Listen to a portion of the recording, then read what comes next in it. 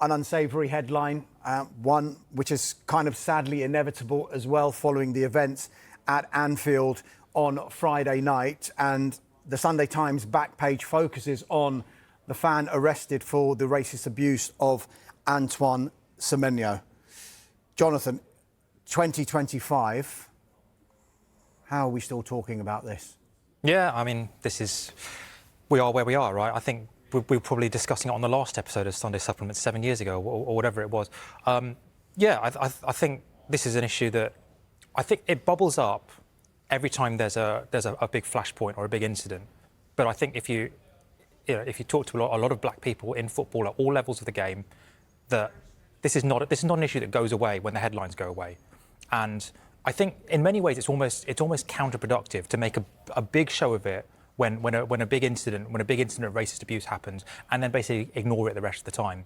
Because as we've discovered, in all walks of life, politics and society, people will go as far as they feel emboldened to, empowered to, by the culture of the time. And Riyadh's piece in the Mail about how it was never just about taking the knee or t-shirts, and it was never just about that. That was just these were just tools in the wider struggle of creating a climate in which it is simply not socially acceptable to be racist in any form. And that means looking at the structures, looking at our society, looking at education. It means a united approach from authorities and individuals and government and social media companies and creating and this is the consensus that's slightly breaking down a little bit, where you have politicians who are increasingly comfortable in evoking racist tropes or flirting with racism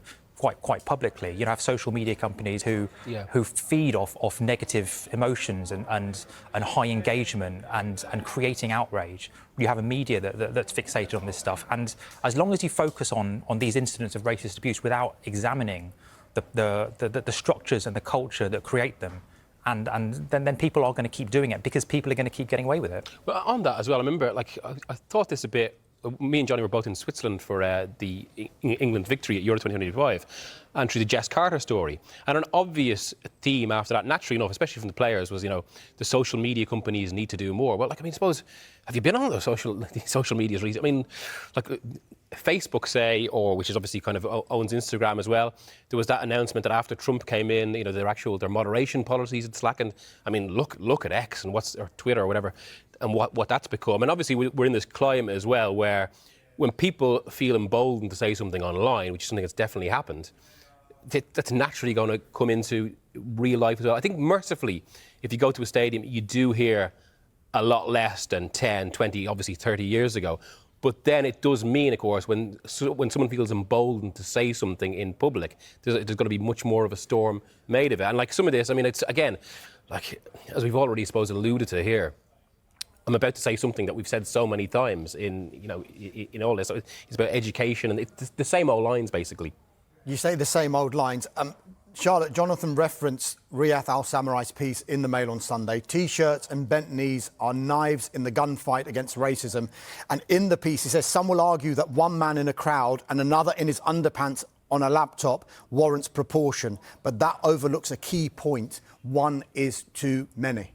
Yeah, of course it is. And I know the Premier League, they've stopped doing the knee before all the games. I think it's just October they're going to do it because the feeling was it was diluted. But it goes back to what Miguel said. It's about education, isn't it? Why did that man say what he said to Semenyo on Friday? Why did he feel that was right? And we need to eradicate that from society. It's not just an issue that we've got in football. But I think maybe you can see it here, I think one of the most promising things, I guess, on Friday was that it was dealt with so quickly, and it was everyone knew, well, especially the people on TV knew what was going on, because it was said on commentary. So I think it's making it clear to everyone we are trying to stamp this out, we are eradicating it if you do it. It's sort of like a threat to everyone else going to games as well. Like, do not do this behaviour won't be tolerated. Not that it should need spelling out. Like, people should just, why on earth was he racially abusing him in the first place? You've gone to watch a football game, there's the banter, there's the taunts that they have between the different teams and the different players, but to go to that level, it was just absolutely disgusting. And it's so depressing that we were 20 minutes into a new season, the game's been stopped, everyone's thinking why? And that's the reason why this is such an important conversation to be had. And I think Slot even said in his post-match, this is all we should be talking about, because it needs to be spoken about, but not just each time that it happens, because if it's only brought up when something bad happens, then it'll get brushed under the carpet again and again, and we'll still be sat here talking about it in the next 5 to 10 years. Jonthan, Antoine Semenyo said, when will it stop? Is that going to happen with regard to sanctions, and do they need to be more heavy as well? Well, yeah, I mean, I think in person, I mean, the shocking thing about what happened at Anfield was that someone felt sufficiently emboldened, who, you know, was clearly in the stadium at the time, wherever they were, felt sufficiently emboldened to voice that racism.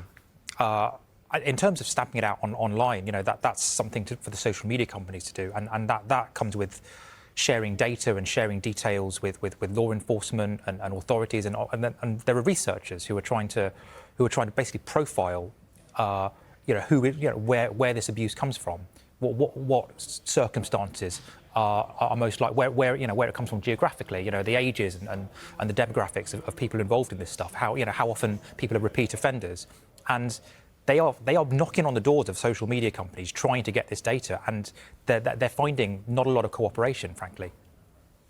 It is something that, sadly, we will be talking about again. That is the fear. There's a sad inevitability about it. But is there almost a sad inevitability about the reaction to it as well? Because you could almost write the press releases yourself, couldn't you? Yeah. Absolutely. I mean, it almost feels like, as we're talking now, we can't even change the tone of the discussion. There's nothing new to say about this. It's just about, look, football is just an extension of society in that way, and this goes much wider than football.